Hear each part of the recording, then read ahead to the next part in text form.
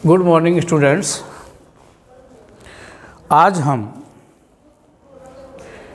Basic part second botany classes के अंदर जो टॉपिक लेने वाले हैं वो टॉपिक है आपका डार्क रिएक्शन। इससे पहले वाले टॉपिक में हमने आपको क्या है dark reaction, Calvin cycle, C3 cycle की जो प्राइमरी जानकारी है वो बताई थी। डार्क रिएक्शन क्या होती है, केल्विन चक्कर क्यों कहते हैं, C3 साइकिल क्यों कहते हैं। आज हम इसकी कंप्लीट जो साइकिल है उस साइकिल को पढ़ने वाले हैं कि पूरी साइकिल क्या होती है, कितने भागों में इसको बांट रखा है, तो उसी के बारे में हम आपको क्या है यहाँ जानकारी देने वाले हैं।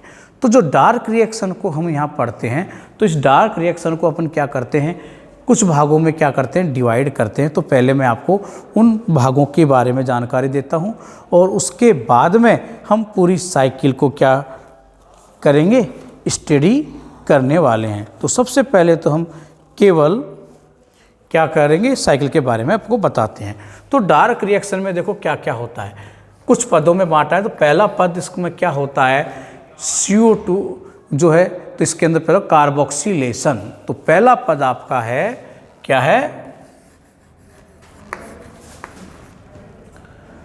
कार्बोक्सिलेशन। तो पहला पद तो हम इसके अंदर पढ़ने वाले हैं कार्बोक्सिलेशन। कार्बोक्सिलेशन में क्या होगा वो मैं आपको बताऊंगा। दूसरा पद है इस क्रिया का वो है रिडक्शन।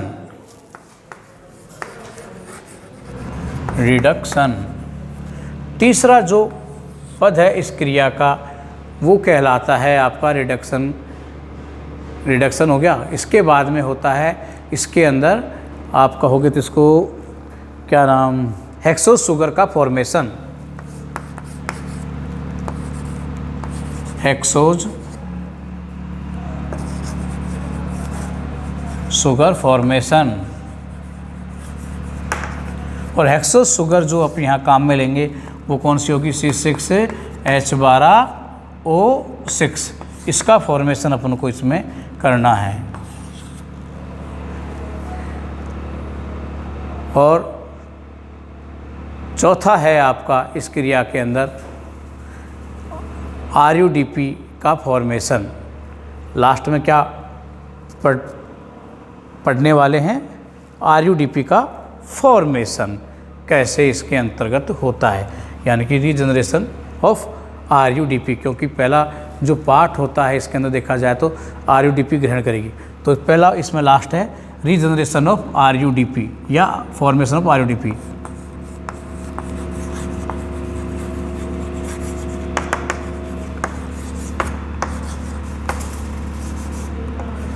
RUBP कह दो, RUDP कह दो, एक ही मतलब होता है, बोथ आर डाई या बाई, है ना। तो ये चार पद इसके अंदर हम क्या करने वाले हैं, पढ़ने वाले हैं। आपके इन चार पदों के द्वारा हम आपको क्या करेंगे पूरी साइकिल को समझाएंगे।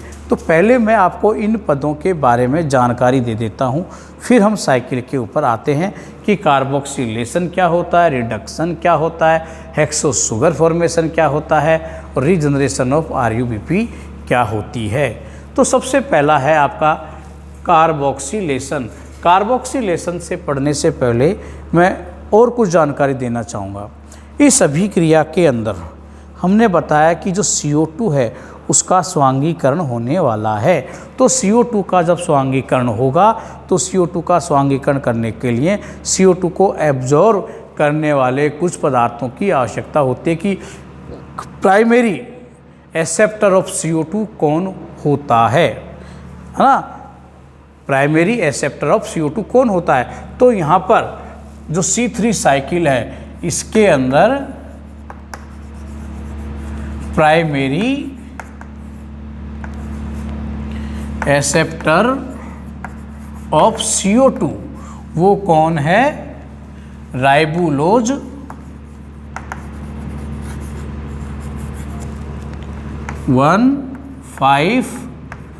1,5-बाईफॉस्फेट।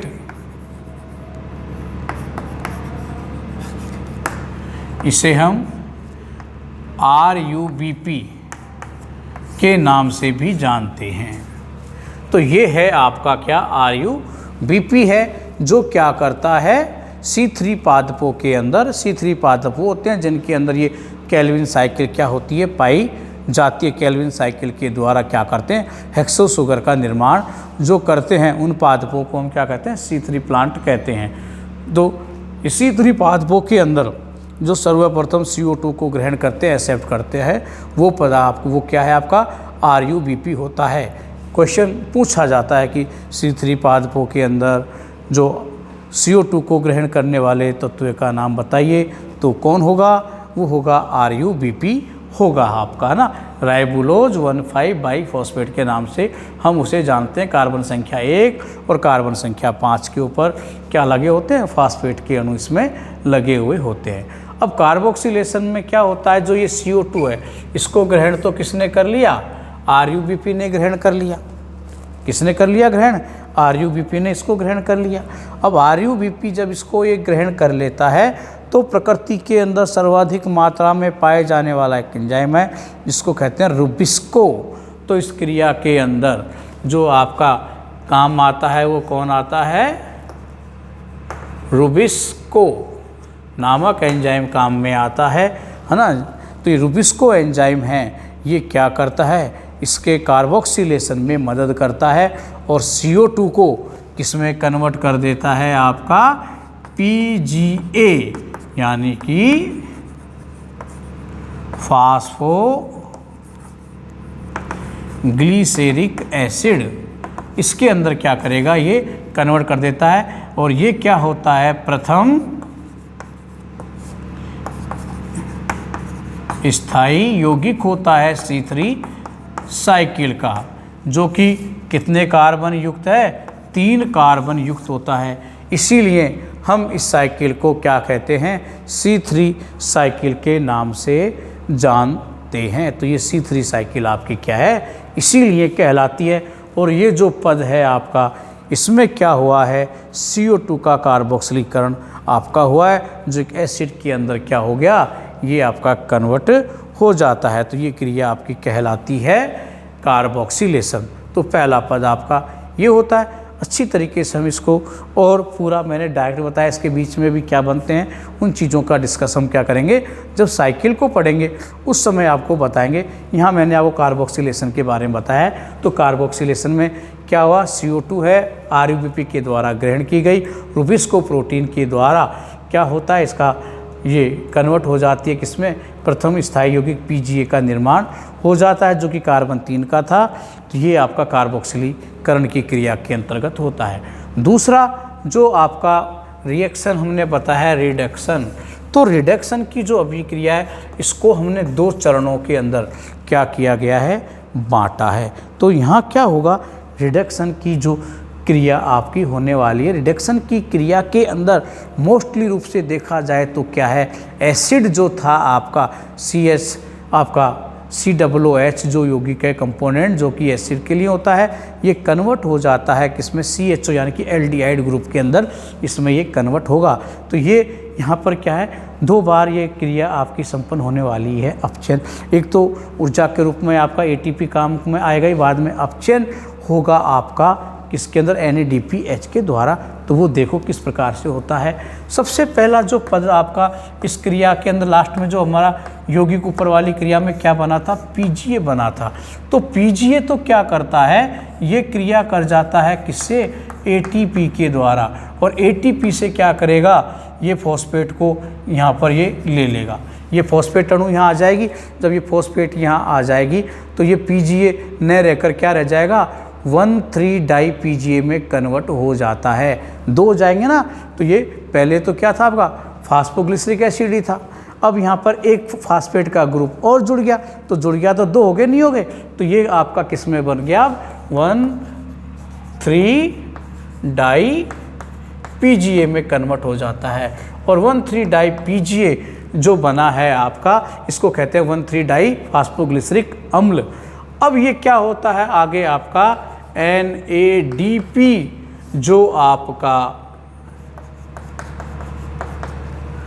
अपचायक है, ये क्या करेगा, इसको अपचयित कर देता है एल्डिहाइड के अंदर, और आपके पास क्या बन जाएगा, PGAL PgAl, फास्फो क्या कहते हैं इसको अपन, फास्फो ग्लिसरॉल्डिहाइड।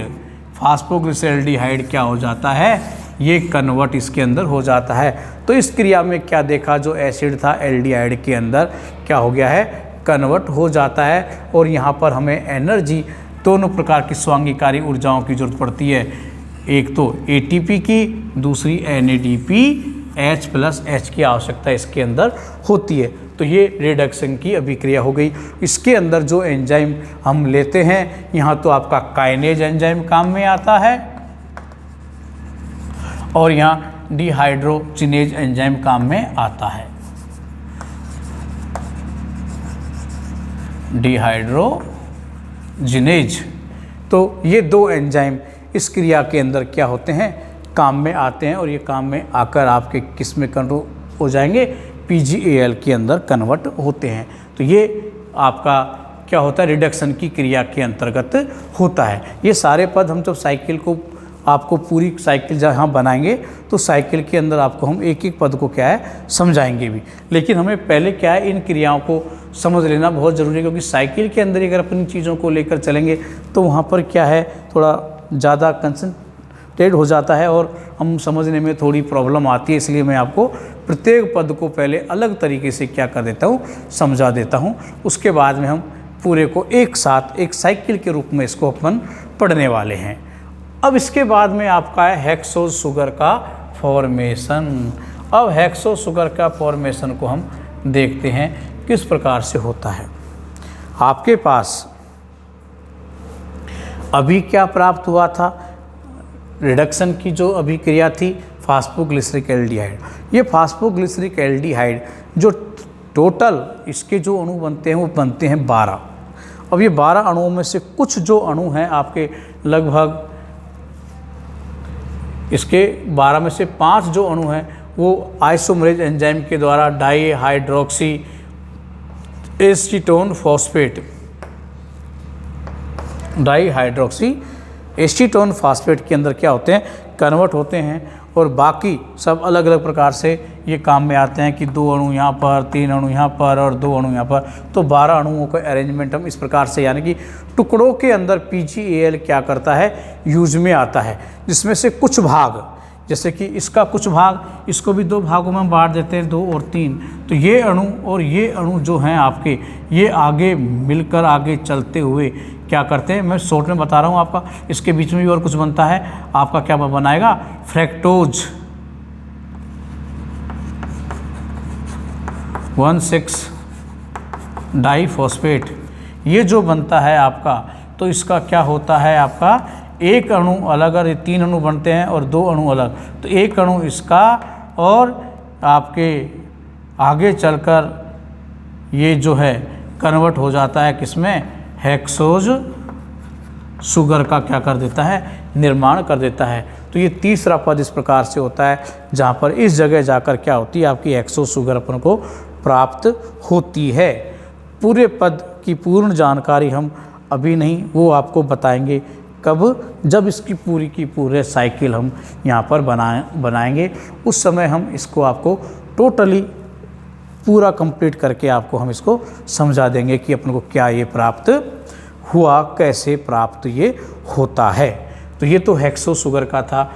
लास्ट जो आपका पथ है जिसको रीजनरेशन ऑफ RuBP कहते हैं, यानी कि वापस क्या, ये जहाँ से हम अभिक्रिया प्राप्त शुरुआत करते हैं उसी यौगिक को कैसे हम प्राप्त करें, वो सारे पद क्या इसके अंतर्गत अपन क्या लेते हैं, काम में लेते हैं। जिसके अंदर जो ये फ्रैक्टोज आपकी है, ये फ्रैक्टोज आपका 3 कार्बन वाला है, ये क्रिया कर जाएगा आगे चलकर किससे, कार्बन तो 6 है इसके अंदर, लेकिन यौगिक कितने हैं इसके अंदर, 3 है फ्रैक्टोज, यानी कि 6 कार्बन युक्त हो गया ना, सॉरी, और 3 ये हैं, ये क्रिया करके 9 जब कार्बन के यौगिक हैं आपस में क्रिया करके, एक तो 5 कार्बन वाला, तो इसमें देखो कार्बन कितने हैं, 6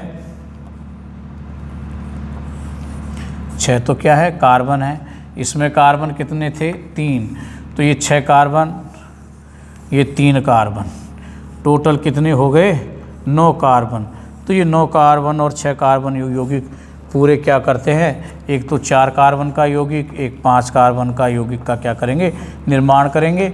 और ये 4 कार्बन का यौगिक क्या करता है, आगे चलकर ये 3 जो कार्बन का ये भी यौगिक 3 का ये समूहीकरण, इसके साथ में ये क्रिया कर जाता है, क्रिया करके 7 कार्बन का एक यौगिक बना देता है।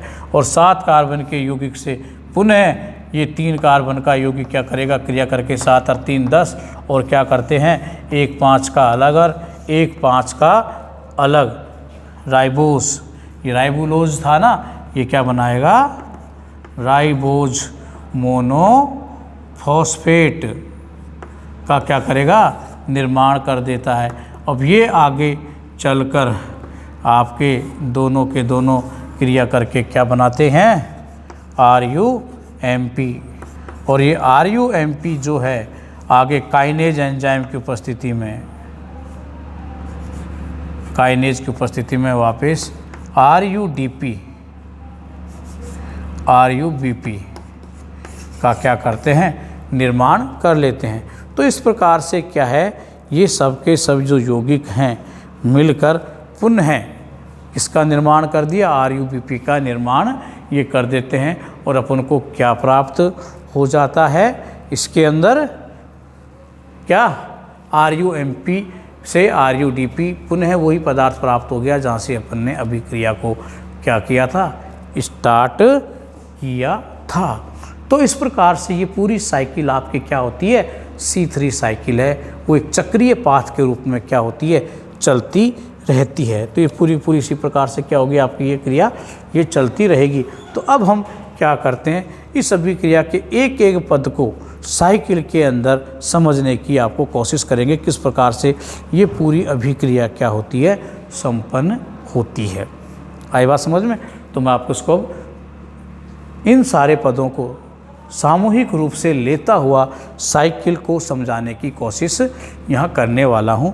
तो इस अभिक्रिया के अंदर आपको मैंने यही ध्यान में रखना है कि ये जो अभिक्रिया है आपकी डार्क रिएक्शन या C3 साइकिल जो है, ये क्या होती है, 4 पदों के अंदर आपके क्या किए, हमने इसको संपन्न किया कि 4 पदों में हम इसको क्या करते हैं, पूरी को पढ़ने वाले हैं। कौन कौन से पद हैं, किस प्रकार से ये अभिक्रिया होती है, वो आप अब देखिए।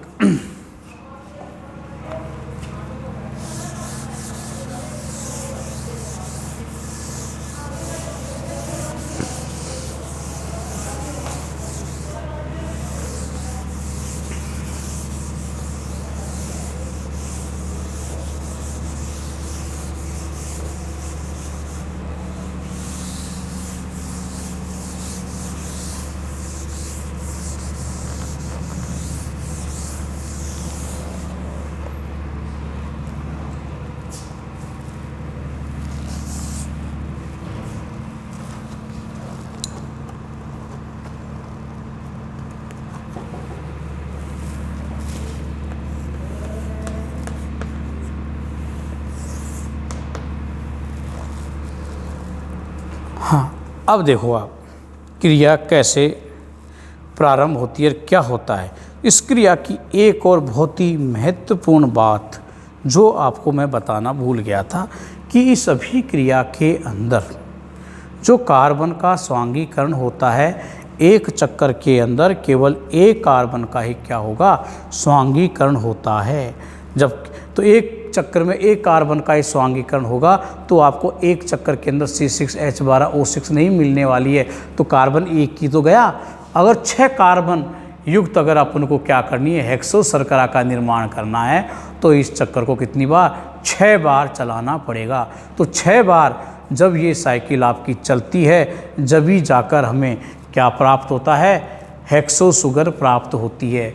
तो ये बात भी आप दिमाग में अच्छी तरह से बैठा लीजिए कि ये पूरी चक्कर जो साइकिल है वो टोटल कितनी बार चलने वाली है, 6 बार चलने वाली है, ना कि एक बार में होगी। इसीलिए आपको ATP, NADP, H2 इनकी भी संख्या की ज़्यादा ज़रूरत यहाँ पड़ती है। देखो अब शुरुआत करते हैं हम इस रिएक्शन का। तो सबसे पहला है आपका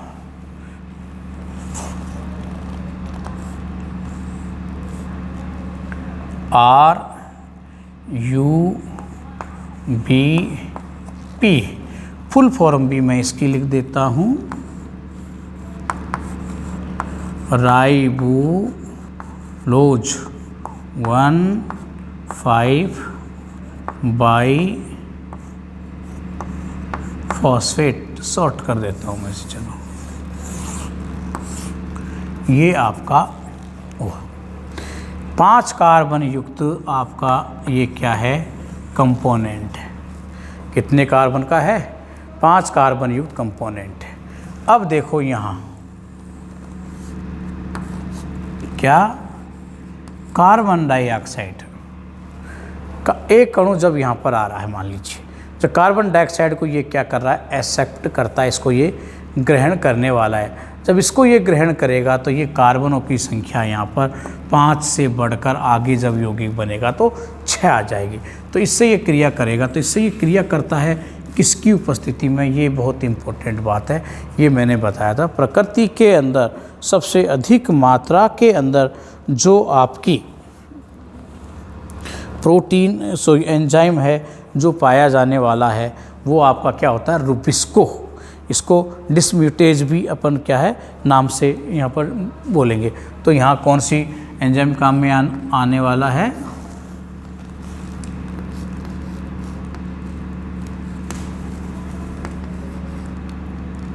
रुबिस्को, है ना, कार्बोक्सिलेज एंजाइम।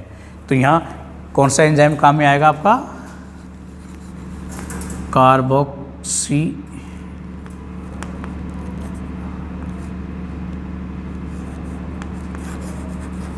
एंजाइम। इसको डिसम्यूटेज के नाम से भी अपन जानते हैं, डिसम्यूटेज भी अपन इसको कहते हैं। तो कार्बोक्सिलेज एंजाइम क्या होता है, यहाँ काम में आने वाला है। रुबिस्को जो प्रोटीन है वो संसार के अंदर सबसे अधिक मात्रा में पाए जाने वाली आपकी प्रोटीन होती है, या इसका एंजाइम कहते हैं। इसके द्वारा सर्वप्रथम क्या होता है, एक कीटो एसिड का निर्माण होता है। क्या निर्माण हो रहा है, कीटो एसिड। क्या बनेगा, कीटो एसिड बनता है। ये जो कीटो एसिड जो आपका बना है ये क्या होता है, आपका इंटरमीडिएट अनस्टेबल इंटरमीडिएट कंपोनेंट होता है। ये क्या होता है, अनस्टेबल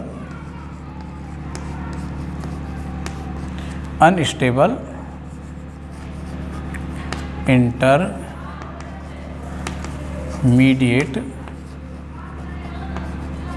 कंपोनेंट। ये अनस्टेबल इंटरमीडिएट कंपोनेंट प्राप्त होता है जो कुछ समय क्या होगा, ये आपका रह पाता है और जस्ट ही क्या होता है, जल से के साथ में अपघटन ये कर देता है। तो इसका क्या हो जाएगा, जलीय अपघटन। इसका क्या हो जाता है, जलीय अपघटन हो जाता है। और जलीय अपघटन होकर ये एक स्टेबल, प्रथम स्टेबल कंपोनेंट यौगिक में टूट जाता है, जिसे हम क्या कहते हैं, इसको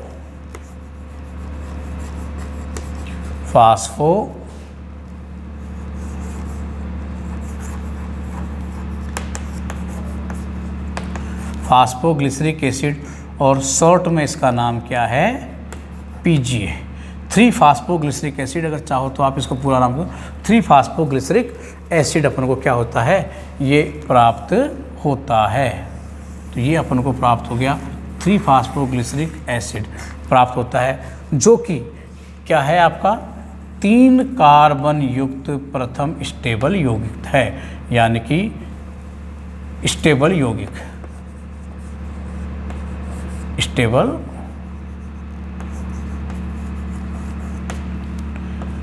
प्रथम स्टेबल कंपोनेंट अपन का प्राप्त होता है। इसी के कारण हम क्या कहते हैं, इस रिएक्शन को C3 साइकिल कहते हैं। और ये जो पथ आपका अपन को प्राप्त हो गया, यहाँ से लेकर यहाँ तक का जो ये पथ है, इस पाथ को हम क्या कहते हैं, कार्बोक्सिलेशन पाथ। तो ये कार्बोक्सिलेशन होता है, जो मैंने आपको शुरू के अंदर बताने की कोशिश की थी। तो ये पद जो है आपका, ये पद क्या कहलाया, कार्बोक्सिलेशन पद आपका कहलाता है। तो ये हो गया आपका कार्बोक्सिलेशन पथ हो गया। तो इसको ध्यान से देखो। इसमें हमने क्या किया, सबसे पहले मैंने देखो यहाँ पर केवल एक ही कार्बन को लेके अभी चल रहा हूँ, एक ही पर को मैं आपको आगे समझाऊंगा इसको कि किस प्रकार से होता है। फिलहाल आप के रिएक्शनों के ऊपर ध्यान रखो, क्योंकि पूरे 6 आते हैं तो मैं बाद में इसको पूरे को मल्टीप्लाई अपन क्या है कर देंगे। अगर अभी लेके चलूँगा तो थोड़ी दिक्कत आपको क्या है आ सकती है। तो पहले तो RuBP राइबोलोज 1,5 बाईफॉस्फेट जो क्या करने वाला है, आपका CO2 को ग्रहण करने वाला है। ये केवल C3 प्लांटों के अंतर्गत करता है। और C3 प्लांट कौन होते हैं वो मैंने बताया था, ऐसे पादप जो क्या करते हैं, आपके जिन पादपों के अंदर कार्बन का स्वांगीकरण किसके द्वारा होता है, C3 चक्र के द्वारा होता है, उन्हें हम क्या कहते हैं, C3 प्लांट आपके कहा जाता है। तो इसके अंदर सबसे पहले CO2 को RuBP क्या करती है, ग्रहण करती है। और ग्रहण किसकी उपस्थिति में आपका ये करने वाले हैं, इसके अंदर आपका कार्बोक्सिलेज एंजाइम है, या इसको डिस्म्यूटेज भी कहते हैं, या रूबिस्को प्रोटीन आपकी है। इसमें ये ग्रहण करके क्या, सबसे पहले तो अनस्टेबल कंपोनेंट का क्या होता है, आपका निर्माण होता है, जिसे हमने क्या बोल दिया, कीटो एसिड बोल दिया। और कीटो एसिड को मैं एक दूसरे नाम से भी कह सकता हूँ, बीटा ऑक्सो एसिड के नाम से भी हम जानते हैं, beta oxo acid. Beta oxo acid ऐसे कि क्योंकि दूसरे कार्बन पर O ग्रुप क्या जुड़ा होता है, जो कीटो ग्रुप के रूप में होगा ना CO, तो कीटो ग्रुप क्या जुड़ा हुआ होता है, इसीलिए इसको अपन क्या कहते हैं, कीटो एसिड भी कहते हैं। ये अलग अलग नाम से आपका जाना जा सकता है। बहुत सी बुकों के अंदर अगर कभी आप देखोगे तो आपको क्या है, कीटो एसिड भी होगा, जो मैंने भी यूज़ में ले लिया है, और बीटा ऑक्सो एसिड भी क्या है, काम में लिया जाता है। तो कन्फ्यूज होने की कोई आवश्यकता नहीं है, ये कुछ ही क्षणों का मेहमान होता है, क्योंकि ये अनस्टेबल क्या होता है, मध्यवर्ती यौगिक होता है आपका, अनस्टेबल इंटरमीडिएट यौगिक। तो ये क्या है, एक मध्यवर्ती यौगिक बनता है जो कि अनस्टेबल है, जो आगे जल के द्वारा अपचयित होकर किसमें कन्वर्ट हो जाता है, ये प्रथम स्थायी यौगिक आपका जो कौन सा बना, आपका फास्फोग्लिसरिक एसिड। पूरा नाम है 3-फास्फोग्लिसरिक एसिड, क्योंकि तीसरे कार्बन परमाणु के ऊपर यहाँ क्या होता है, फॉस्फेट का ग्रुप जुड़ा होता है, इसलिए इसको क्या कहते हैं अपन, 3-फास्फोग्लिसरिक एसिड के नाम से अपन इसे जानते हैं। ये इस साइकिल का प्रथम स्टेबल कंपोनेंट है, जो कि कार्बन 3 का होता है, इसीलिए हम इसे क्या कहते हैं, C3 साइकिल के नाम से भी जानते हैं। तो ये पूरी जो रिएक्शन है, जो ये पूरा पद जो हमने आपको यहाँ तक का बताया है, ये आपका क्या हुआ, कार्बोक्सिलीकरण कहलाता है। इसे हम क्या कहते हैं, कार्बोक्सिलेशन के नाम से जानते हैं। तो ये पहला पद आपका ख़त्म हो गया, कौन सा, कार्बोक्सिलेशन। मेरे हिसाब से यहाँ तक का टॉपिक में आपको किसी प्रकार का कोई डाउट नहीं रहना चाहिए। आई बात समझ में। तो ये हो गया कार्बोक्सिलेशन। अब आगे के पाठ को हम देखते हैं। आगे की जो क्रिया होती है, उस क्रिया को हमने 2 पदों में क्या कर रखा है, बांट रखा है। हमने इससे पहले आपको बताया था कि आगे की जो 2 पद हैं, इसका दूसरी अभिक्रिया, दूसरा पद है जिसको हम कहते हैं रिडक्शन। क्या कहा जाता है, रिडक्शन। रिडक्शन का मतलब अपचयन, और जो अपचयन की जो आपकी क्रिया है उसके अंदर क्या होगा, ATP और NADPH। वैसे मोस्टली जो अपचयन होता है वो तो आपका जो एसिड ग्रुप है आपका, वो कन्वर्ट इसके अंदर किसके अंदर होने वाला है, CHO के अंदर, है ना, CHO में। तो इसको रिडक्शन इसमें क्या है हो रहा है, तो वो क्या है, एल्कोहल, सॉरी आपका ये एसिड है, जो एसिड है वो कन्वर्ट किसमें, एल्डिहाइड के अंदर क्या हो रहा है, वो कन्वर्ट होने वाला है। उस पथ को हम क्या करेंगे, इसके अंदर बताने की आपको कोशिश करने वाले हैं। तो वो हम क्या है, इसका जो अगला, क्योंकि अभी थोड़ा ज़्यादा लंबा हो गया है ये, तो उससे अपन इससे आगे का जो आपका टॉपिक है उसके अंदर मैं उसको आपको लेने वाला हूँ। तो इसके बाद में हम उसे कराएंगे। आज के लिए इतना ही है, नेक्स्ट टॉपिक को हम वही लेंगे आपका, है ना। तो आज के लिए बहुत इतना धन्यवाद। इसको आप ढंग से एक बार रिपीट कीजिए, जो पढ़ाया है सही प्रकार से उसको आप क्या है समझो। पूरे को अगर आप देखते चलोगे तो इम्पोर्टेंट क्वेश्चन है, एग्जाम में आता रहता है। Thank you.